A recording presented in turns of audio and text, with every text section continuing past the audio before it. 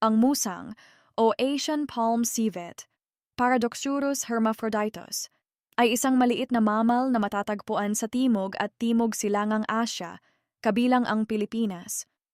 Mayroon itong mahabang katawan na natatakpan ng magaspang na balahibo na karaniwang kulay abo, at may mga itim na marka sa mukha, paa, at buntot.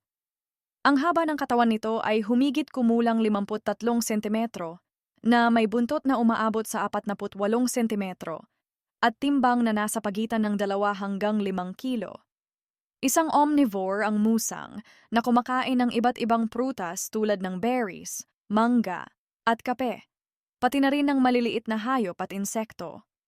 Sa Pilipinas, kilala rin ito bilang alamid at mahalaga sa paggawa ng kape, alamid, or civet coffee, kung saan ang mga butil ng kape ay dumadaan sa sistema ng panunaw ng musang bago iproseso.